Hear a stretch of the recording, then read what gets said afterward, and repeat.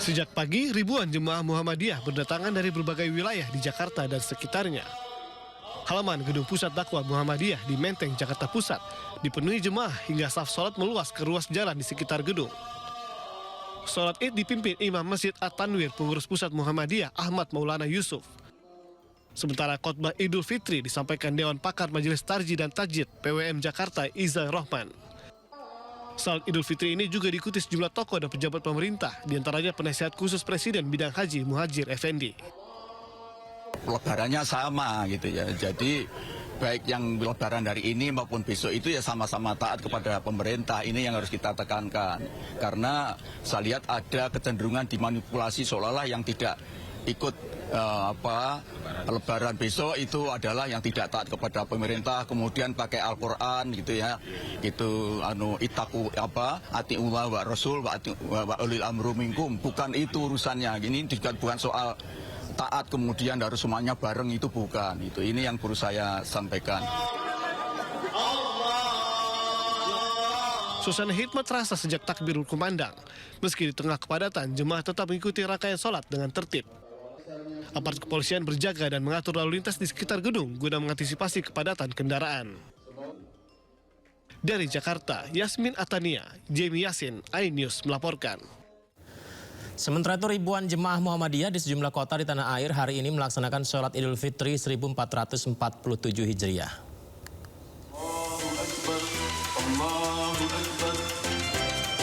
Ribuan jemaah Muhammadiyah Kota Yogyakarta merayakan hari kemenangan dengan melaksanakan sholat Idul Fitri 1447 Hijriah di pelataran Masjid Gede Kauman. Masjid Gede Kauman yang berada dekat dengan alun-alun utara Kota Jogja ini menampung 3 ribuan jemaah. Imam dan khatib sholat Idul Fitri dipimpin Ustaz Muhammad Izul Muslimin. Ketetapan 1 Syawal di pedoman di Masjid Gede Kauman ini berdasarkan pada keputusan pimpinan Pusat Muhammadiyah yang berdasarkan kalender Hijriah Global Tunggal. Di Denpasar, Bali, jemaah Muhammadiyah menggelar sholat Id tepat sehari setelah perayaan Nyepi Caka 1948. Bertempat di lapangan utama Niti Mandala Renon Denpasar, ribuan jemaah Muhammadiyah dari Denpasar dan sekitarnya melangsungkan sholat Id dengan hikmat. Bagi umat Muslim di Bali, sholat Id persis usai perayaan Nyepi memberikan nuansa yang berbeda. Perayaan Idul Fitri tahun ini kental dengan toleransi antar umat beragama yang sangat tinggi. Sementara itu di Sidoarjo, Jawa Timur, meski tinggal jauh di luar kota Sidoarjo, ratusan warga korban lumpur lapindo asal Porong Sidoarjo sholat Id di sebuah lapangan samping Masjid Nurul Azhar depan Tanggul Lumpur Porong Sidoarjo. Menghadirkan imam dan khotib Kiai Haji Fauzi Mansur, sholat Id ratusan warga korban lumpur lapindo di Porong Sidoarjo ini berjalan dengan hikmat. Seakan menjadi tradisi tahunan untuk bernostalgia, ratusan warga korban lumpur yang awalnya tinggal di sekitar Porong ini sengaja datang ke Porong hanya untuk sholat Id bersama dengan kerabat dan keluarga mereka. Tim Liputan iNews melaporkan. Umat Islam warga negara Indonesia di Canberra, Australia mengikuti sholat Id di Wisma Duta Kediaman Duta Besar Indonesia untuk Australia. Selalu bersyukur itu menjadi pesan Idul Fitri kali ini. Ini adalah suasana di Canberra, Australia. Sholat Id dimulai pukul 7.30 di sana. Dihadiri sekitar 400 warga negara Indonesia yang saat ini berada di Canberra atau setengah dari total WNI Muslim. Dalam pesan Idul Fitri, umat Islam didorong untuk selalu bersyukur dan bersedekah. Duta Besar untuk Australia, Siswo Pramono, membuka acara perayaan Idul Fitri dengan sambutan, lalu acara dilanjutkan dengan makan-makan.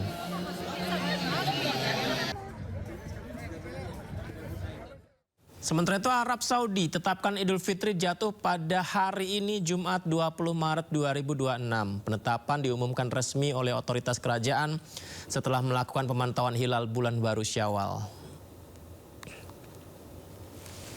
Dikutip dari pengumuman Haramain Info, pihak otoritas kerajaan Arab Saudi menyatakan bulan sabit belum terlihat di wilayah Arab Saudi. Mahkamah Agung Arab Saudi memutuskan Kamis kemarin adalah hari terakhir bulan Ramadan sehingga hari ini jadi hari pertama Idul Fitri. Mahkamah Agung juga menyampaikan selamat Idul Fitri kepada Raja Salman bin Abdul Aziz Al Saud, putra mahkota Muhammad bin Salman, serta seluruh warga negara, penduduk, serta umat Islam. Kemarin sudah sidang isbat ya, penentuan 1 Syawal 1447 Hijriah, dan ditetapkan bahwa untuk Indonesia sendiri 1 Syawalnya adalah besok, hari Sabtu. Di mana hasil pantauan hilal dijadikan landasan Idul Fitri yang jatuh pada hari Sabtu besok, pemirsa. Berbeda ya dengan Arab Saudi. Idul Fitri juga dirayakan warga Muslim Sionogan di Sulu, Filipina. Warga mengisi Idul Fitri dengan ibadah, silaturahmi, hingga juga makan-makan bersama.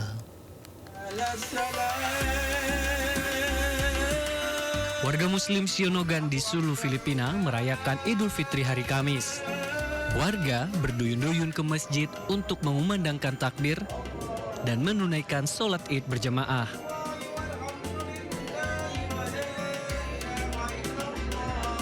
Usai sholat, warga bersilaturahmi bermaaf-maafan atas segala kesalahan, kata, dan perbuatan selama ini. Warga lalu melanjutkan dengan makan bersama. Beragam sajian khas Idul Fitri dihidangkan untuk disantap bersama warga. Rangkaian tradisi perayaan ini sudah dilakukan masyarakat secara turun-temurun. Hindi kami umaalis sa mga ninuno namin. Noong una ang bilangan sa dati sa month ng yung kalag-kalag kumbaga sa kuan yung paghawan kubol na mo. Dahil bumilang kami ng 30 days bago siya dumating ang Ramadan. Dahil doon, yung mga ninuno namin na hindi pwede talaga, hindi maabot yung first Ramadan. Kaya pagkabilang namin sa yung buwan na maskin hindi moon sighting. Sionogan adalah wilayah di Sulu, Filipina yang dikenal memiliki potensi pariwisata bahari. Kawasan ini dikenal akan pantainya yang cantik dan kegiatan olahraga air.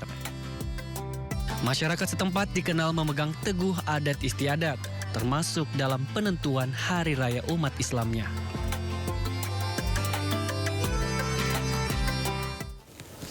Ya, kita akan informasi berikutnya di Moskow, Rusia. Ribuan warga Muslim juga melaksanakan sholat Idul Fitri di Masjid Katedral di sana, pemirsa. Jumlah yang membludak memaksa sebagian jemaah melaksanakan sholat hingga di halaman masjid. Di Moskow juga hari ini ya lebarannya ya, dengan penuh kehusyuan ribuan jemaah melaksanakan sholat Idul Fitri di Masjid Katedral Moskow. Ramai sekali. Masjid yang kerap disebut Masjid Tatar dibangun awal abad ke-20.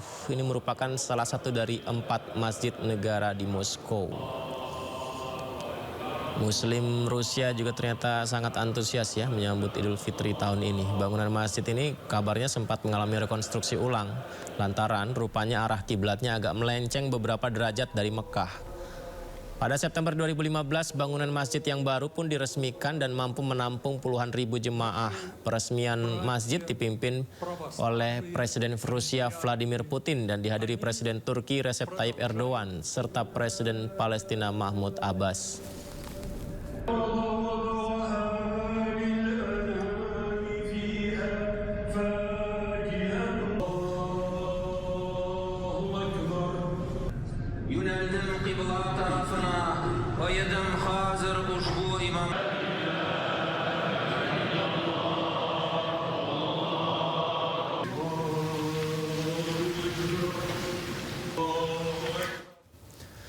Untuk pertama kalinya dalam sejarah, kota New York, pemirsa, menyambut akhir bulan suci Ramadan dan datangnya Hari Raya Idul Fitri dengan instalasi lampu bernuansa ID. Oh, saya salah baca pemirsa, bernuansa ID ya. New York sambut Idul Fitri dengan lampu bernuansa ID. Hitung mundur mewarnai seremoni penyalaan instalasi lampu bertuliskan Eid Mubarak di kawasan Harlem, New York, Kamis malam waktu setempat. Jadi Wali Kota Zohran Mamdani yang merupakan pemimpin Muslim pertama New York memimpin penyalaan lampu tersebut yang disaksikan warga New York. Keren ya, penyalaan lampu ini jadi penanda bahwa budaya Islam kini hadir di tengah-tengah masyarakat. Seperti yang kita lihat ini pemirsa, mulai diakui di tengah majemuknya masyarakat kota New York.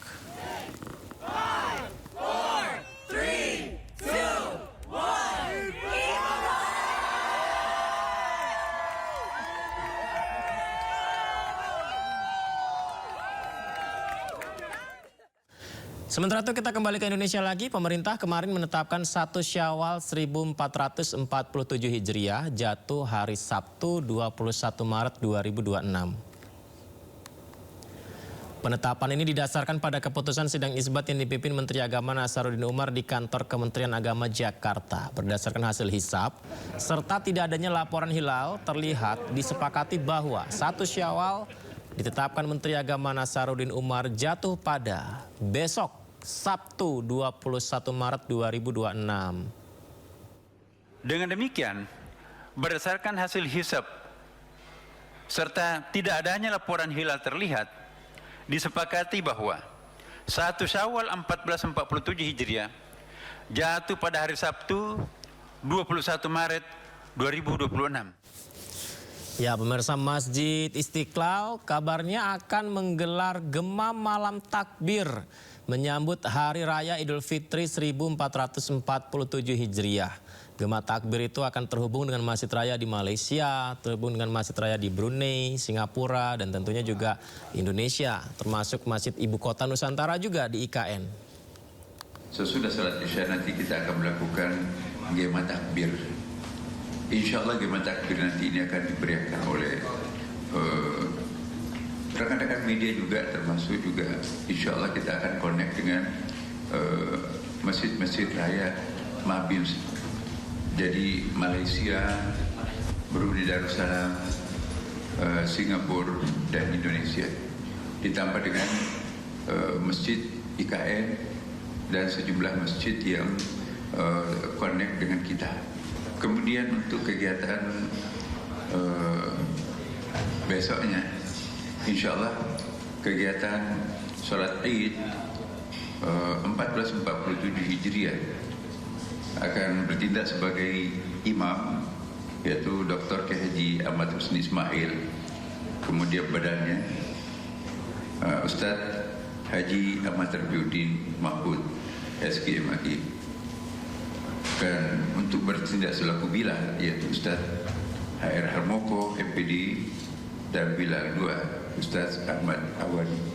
Sedangkan yang bertindak sebagai khatib ialah Rektor UIN Sunan Kalijaga Yogyakarta Profesor Nur Hadi Hasan MA MPhil PhD, dengan mengusung tema kemenangan Idul Fitri, menyemai kebaikan, meraih keberkahan.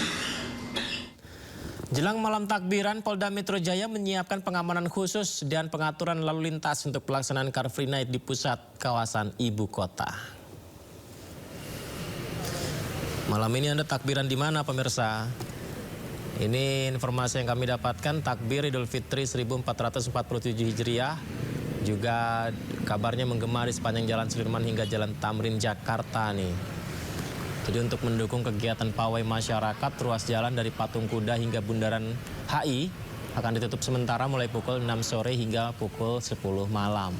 Penutupan yang bersifat situasional ini dapat diperpanjang hingga pukul 12.30 malam nanti, pemirsa. Kita akan memasuki tahapan berikutnya, ini pengamanan aktivitas malam takbiran yang insya Allah nanti malam akan berlangsung. Beberapa event kegiatan juga disiapkan. Pada kesempatan ini kami menghimbau kepada masyarakat ibu kota kiranya untuk pelaksanaan malam takbir tidak melaksanakan konvoy, bisa memakmurkan masjid-masjid di lingkungan sekitar, di lingkungan sendiri. Jadi kami berharap tidak melaksanakan kegiatan konvoy. Termasuk juga informasi besok akan dilaksanakan kegiatan Car Free Night khusus di ruas jalan Sudirman Tamrin, di mana akan ada kegiatan pawai dimulai dari Patung Kuda sampai dengan HI. Ini ruas jalan ini akan kami tutup mulai pukul 18 sampai dengan 22 direncanakan. Mungkin bisa menjadi 23 ataupun 24.00. Ya, yang malam takbiran harus hati-hati di jalan ya. Baik pemirsa, pemerintah siapkan skema kerja fleksibel berupa WFH sebagai respon terhadap kenaikan harga minyak. Informasinya saya jeda di Sindo Prime. Asik nih pemirsa, saya jeda siaran main game dulu nih, gak ada yang tahu. Loh kok dimasukin di layar, waduh. Jadi ketahuan saya lagi main game nih, maaf ya pemirsa ya. Harusnya kalau lagi bekerja kan gak boleh ya. Di tengah-tengah bekerja apalagi melayani publik, nggak boleh ditinggal main game, harus utamakan pelayanan ke masyarakat. Jadi ketahuan saya ini. Ya pemirsa, video memperlihatkan petugas yang diduga asik bermain game saat bertugas pelayanan di Pengadilan Negeri Jakarta Pusat ini viral. Seperti apa sih informasinya? Kita simak ini.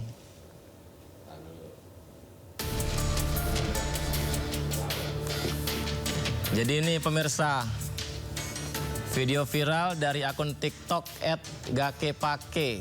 Jadi kan warga sedang butuh pelayanan ya di Pengadilan Negeri Jakarta Pusat. Tapi kita bisa lihat ini seorang petugas perempuan malah main game dan dia nggak sadar. Ternyata layar laptop petugas itu 2 arah sehingga dapat dilihat oleh masyarakat yang sedang antri pelayanan. Nah, yang di depannya kelihatannya ternyata petugas itu main game. Kursi pengunjung di depan meja petugas kosong. Ruangan itu tampak bertuliskan pelayanan terpadu 1 pintu Pengadilan Negeri Jakarta Pusat. Dan ini sudah ditanggapi juga pemirsa oleh juru bicara PN Jakpus Andi Saputra yang mengatakan pihaknya sedang melakukan koordinasi internal untuk mencari tahu kebenaran dan juga mengkonfirmasi kepada petugas yang terekam di video ini. Ini untuk apa ya, pengingat kita bersama ya, untuk saya juga ya. Kalau melayani masyarakat, ya melayani, bertugas dengan maksimal, bukan main game. Kita ke informasi berikutnya. Jelang Lebaran 2026, Prabowo dan Megawati bertemu di Istana Merdeka. Para pemimpin bangsa tersebut bertemu didampingi putra-putrinya.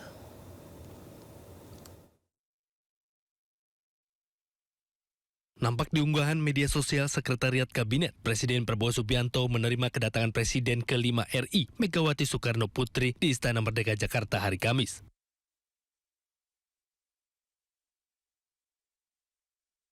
Dalam pertemuan itu, Prabowo didampingi putranya, Didit Hedi Prasetyo, sementara Megawati didampingi putrinya, Puan Maharani.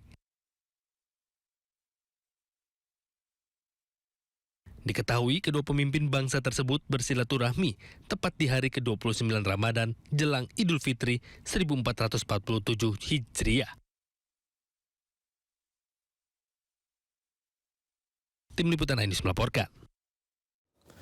Pemerintah tengah menyiapkan skema kerja fleksibel berupa work from home sebagai respon terhadap kenaikan harga minyak pemirsa. Skema ini tidak hanya ditujukan bagi aparatur sipil negara, tetapi juga meliputi sektor swasta dan pemerintah daerah.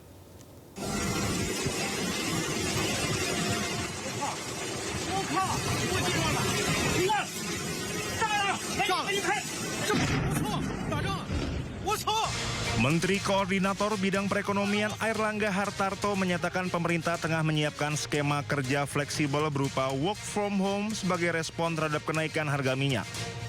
Airlangga menjelaskan kebijakan tersebut dirancang dengan memberikan fleksibilitas 1 hari WFH dalam 5 hari kerja. Skema ini tidak hanya ditujukan bagi aparatur sipil negara, tetapi juga meliputi sektor swasta dan pemerintah daerah. Menurut Airlangga, kebijakan ini masih dalam tahap penyusunan teknis dan akan diumumkan lebih lanjut kepada publik setelah konsepnya matang. Adapun rencana penerapannya akan dilakukan setelah Lebaran dengan waktu pelaksanaan yang akan ditentukan kemudian.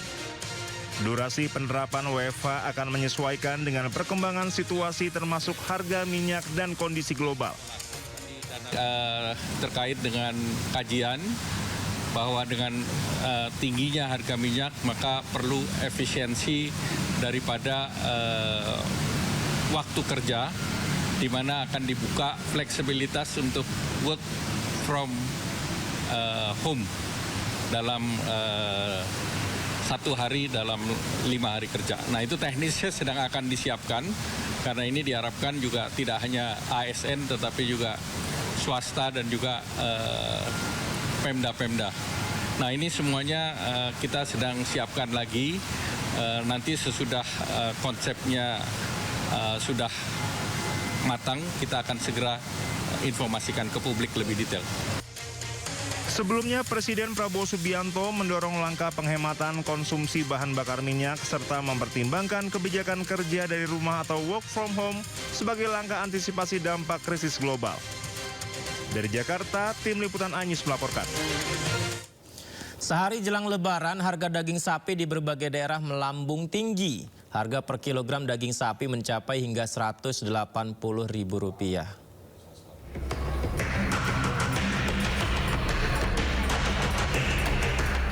Harga daging sapi di Pasar Kranggot, Cilegon, Banten meroket tajam. Sehari jelang Lebaran terpantau harga daging sapi mencapai Rp180.000 per kilogram dari sebelumnya Rp140.000 per kilogram. Namun tingginya harga daging sapi tidak menyurutkan keinginan warga tetap memasak sajian spesial di hari raya.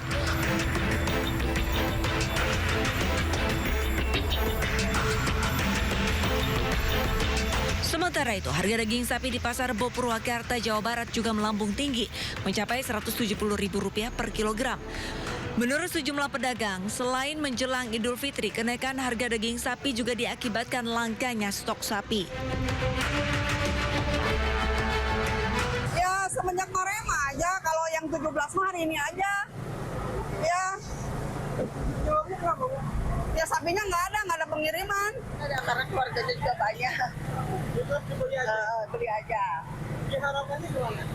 Ya mudah-mudahan tahun depan mah agak jangan naik lagi gitulah. Selain daging sapi, kenaikan juga terjadi pada harga daging ayam potong, cabai, dan telur. Tim Liputan iNews melaporkan. Ribuan warga antusias mengikuti tradisi Grebek Syawal Keraton Yogyakarta Jumat pagi. Mereka berebut gunungan berisi hasil bumi yang diyakini membawa berkah.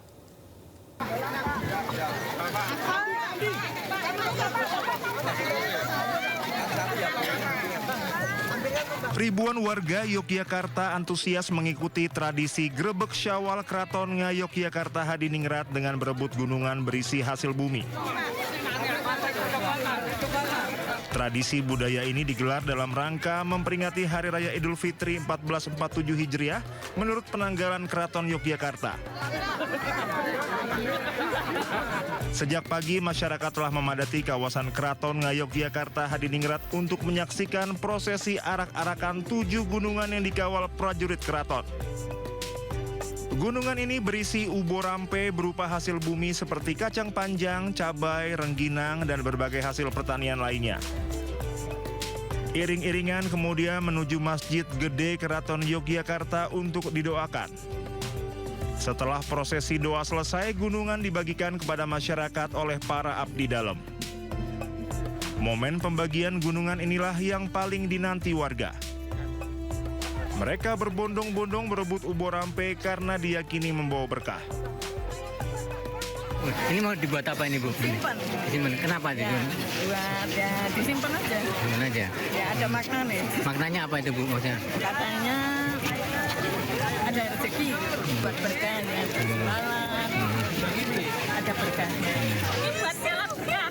Oh, ngalam berkah? Ya. Supaya apa kok dapat? Supaya makmur berkahi. Berkahi. Ini kalau ditanam di sawah nanti tanahnya subur mitosnya. Oh gitu. Selain ditanam nanti diapain aja nanti? Ditanjur di halaman rumah. Biar rumahnya jadi berkah. Udah sering rebutan ini? Sering. Dapat apa aja ini? Kacang, cabai, sama ini kayak ketan. Ketan. Oke. Tadi sempat berebut, Mbak? Iya. Agak desak-desakan gitu? Desak-desakan. Grebek Syawal merupakan bagian dari rangkaian hajat dalam, yakni upacara adat yang rutin diselenggarakan Keraton Yogyakarta dalam memperingati hari besar Islam seperti Idul Fitri, Idul Adha, dan Maulid Nabi Muhammad SAW. Tradisi ini tidak hanya menjadi simbol rasa syukur, tetapi juga mempererat hubungan antara keraton dan masyarakat sekaligus melestarikan warisan budaya Jawa yang telah berlangsung turun-temurun. Dari Yogyakarta, Gunanto Farhan iNews melaporkan. Menyambut Hari Raya Idul Fitri besok, pawai obor digelar di Surabaya, Jawa Timur. Diramaikan masyarakat dari berbagai umur. Pawai ini juga menjadi ajang silaturahmi.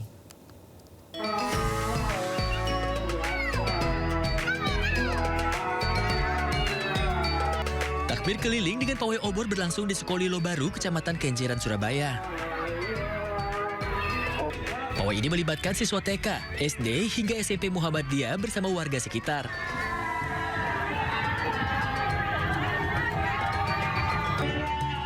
Dengan membawa obor yang menyala dan gerobak yang dihias, para peserta berjalan kaki menyusuri melintasi sekitar pantai Kenjeran, Surabaya. Kegiatan ini tidak hanya menjadi tradisi, namun juga sebagai sarana menanamkan nilai keagamaan sejak dini kepada anak-anak serta bagian dari syiar Islam di masyarakat. Panitia menyebut seluruh kegiatan telah dikoordinasikan dengan pihak terkait, termasuk sosialisasi kepada warga agar tetap kondusif meski ada perbedaan penentuan hari raya. Dari Surabaya, Jawa Timur, Yuda Prawira, A-News melaporkan. Satu hari menjelang Idul Fitri, ratusan kepala keluarga di Kampung Ketupat, Kota Bandung, Jawa Barat kebanjiran pesanan. Setiap harinya para pengrajin di sini bisa memproduksi ratusan ribu ketupat yang dijual ke pasar-pasar di Bandung Raya.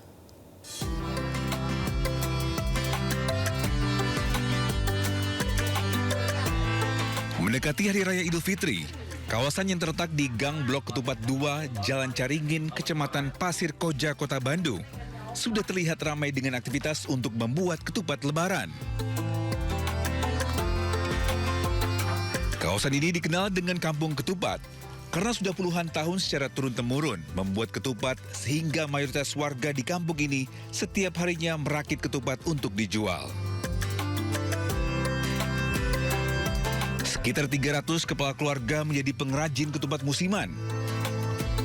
Dalam satu hari, Kampung Ketupat ini dapat memproduksi ratusan ribu kulit ketupat.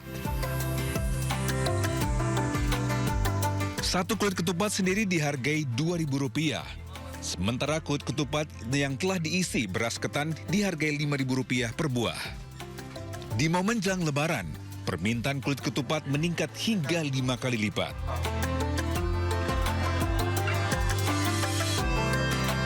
Emang ini dari turun-temurun dari dulu. Berarti sejak kapan Bu ini? Nggak tahu kalau tepatnya, soalnya dari bapak terus kakek juga udah. Berarti waktu Ibu kecil juga udah? Udah, iya udah bisa, udah diajarin. Kalau produksian macam-macam sih Pak, nggak rata. Ya minimal sehari satu orang tuh bisa sampai 500 sampai 1000 piece Pak.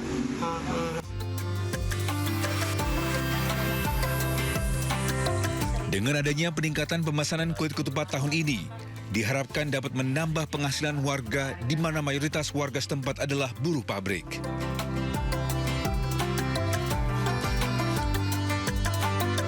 Dari Bandung, Jawa Barat, Ervan David, iNews melaporkan.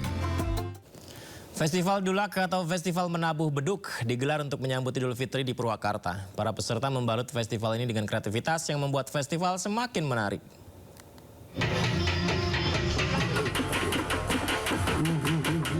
Festival Dulak atau Menabuh Beduk dalam menyambut Idul Fitri 2026 di area alun-alun Pemda Purwakarta atau Taman Pajajaran berlangsung meriah.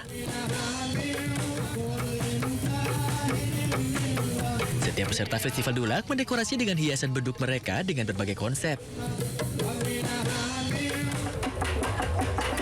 Bahkan ada pula peserta yang memadukan tabu beduk dengan alat perkusi dan alat musik lainnya. Saja berbeda dengan yang lainnya. Pesertanya dari The Power of Mama.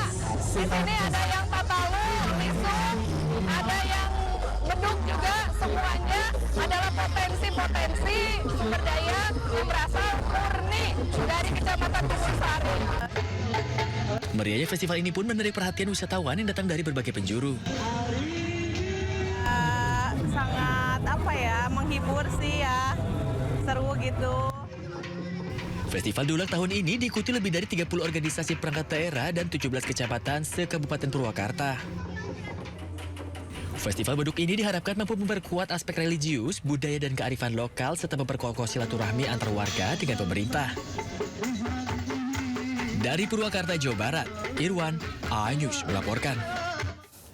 Di Malaysia, ribuan cahaya menghiasi malam pada Festival Panjut yang digelar di minggu terakhir Ramadan. Bagi warga Malaysia, festival ini sebagai simbol penerang jalan dan harapan. Kata Panjut diambil dari lampu minyak tradisional yakni Pelita Panjut. Festival tahunan ini digelar beberapa hari sebelum Lebaran. Warga setempat berkumpul di tanah lapang untuk bekerja sama membangun susunan bambu setinggi 9 meter dengan lebar 15 meter. Bambu-bambu tersebut dikumpulkan warga dari 2 bulan sebelum Ramadan. Susunan bambu tersebut ditempel dengan lampu panjut yang membentuk gambar masjid. Untuk membentuk gambar tersebut membutuhkan 1.200 hingga 1.400 lampu panjut. Warga berharap tradisi panjut terus berlanjut setiap tahunnya. Dari segi objektif dan harapan persatuan tu, of course yang pertamanya kita memang berharap seni warisan panjut itu kekal menjadi tradisi. Dan kita berharap sempena tahun ini dengan sokongan kementerian, kita dapat mengangkat seni warisan panjut itu menjadi satu legasi yang kekal lah setiap tahun. Sejumlah pengunjung rela menempuh perjalanan jauh hanya untuk melihat tradisi ini. Saya tak ada pengalaman lagi tengok panjut sebab saya bukan asal sini, saya asal Sarawak. Ya. Jadi saya rasa macam saya sebagai pengunjung luarnya rasa macam seronok dan teruja sebab ramai orang datang kan. Saya rasa tradisi ini patut diteruskan sebab secara tidak langsung dengan panjut ni boleh meningkatkan kerjasama antara generasi muda dengan generasi tua. Saya rasa patutlah diteruskan. Tradisi ini sudah berjalan sejak tahun 1960. Secara makna, tradisi panjut merupakan simbol penerang jalan dan harapan.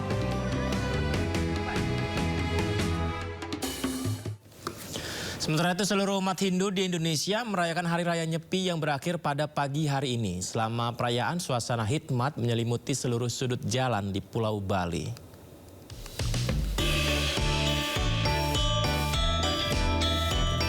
Hiruk-pikuk Bali sebagai destinasi wisata bagi turis lokal maupun mancanegara untuk sementara ditiadakan sebagai bentuk penghormatan warga Bali terhadap Hari Raya Nyepi. Seluruh sudut jalan di Bali tampak sepi dan tidak ada aktivitas. Perayaan Nyepi merupakan momen yang sakral bagi umat Hindu di Bali. Selama perayaan Nyepi, umat Hindu menjalankan beberapa pantangan yang dikenal sebagai catur brata penyepian.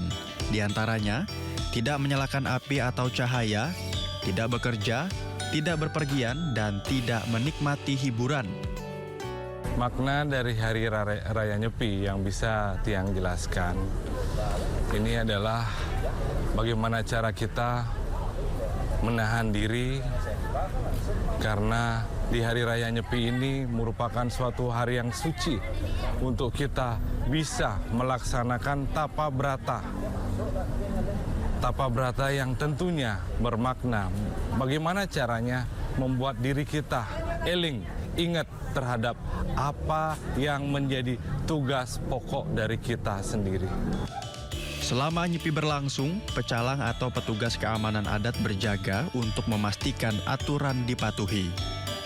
Dalam perayaan Nyepi, aturan tersebut tidak hanya berlaku bagi warga Bali, tapi juga berlaku untuk seluruh turis yang ada di Bali. Pertama kalinya rudal Iran tembak pesawat jet tempur Amerika Serikat F-35. Tetaplah bersama Sindo Prime.